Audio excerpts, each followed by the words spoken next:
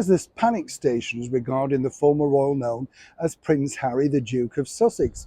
Panic stations indeed, particularly as now his brand new agency, the people that are help marketing him, and of course allegedly making him more popular with the public worldwide, seemingly have failed. In that ever-swinging, evolving door over at Archewell, one would wonder just how long these particular individuals will remain. But what is the big problem with Prince Harry right now? As ever, let me explain. Hi, good morning. Nice to see you. I hope you're well today. And as ever, thank you so much for joining me. Welcome, one and all, brand new subscribers. Yes, this is a real view. We do film on location always. We're never in the studio, unless, of course, like the other day, there was some terrible situation with a bit of thunder and lightning. I know that was quite frightening. Thank you for your messages about that, by the way. I wasn't worried as such because I was able to get in, but you know, the flashing thunder, are you frightened about that? I know, yeah, you are, aren't you? Yeah, you kind of think it's going to come bouncing through your lounge. Better shut up.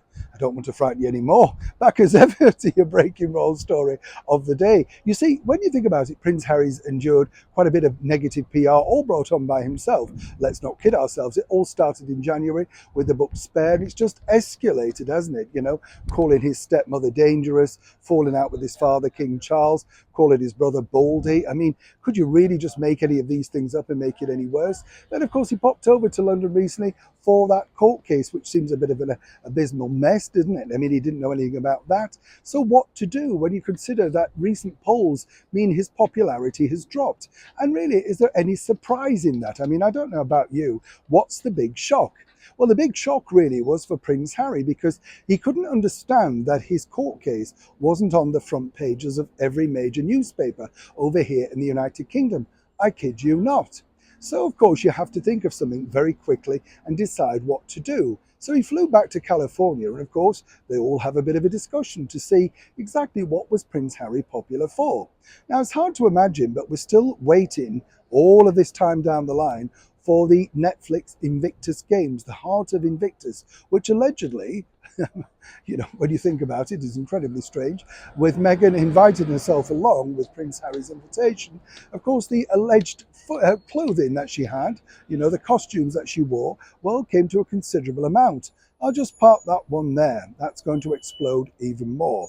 But the problem is now, you see, that Harry tottered along to the Warrior Games, the equivalent of the Invictus Games over in the United States. A wonderful organization that is really, you know, heartfelt when you think about it, for all those army veterans, male and, you know, men and women who have done so much for their country. And it's nice to see that they are, you know, noted, respected and remembered. That's truly what it's all about. But of course, whatever Prince Harry does now seemingly backfires. And well, once again, this didn't have the desired effect. This is because they felt, particularly the people around Prince Harry, and as ever we have to say allegedly, that this was going to become, well, instantly popular. Front page news, Harry back smiling, laughing, doing what he does best, supporting all those veterans, Invictus and Warrior. Thing is, it didn't.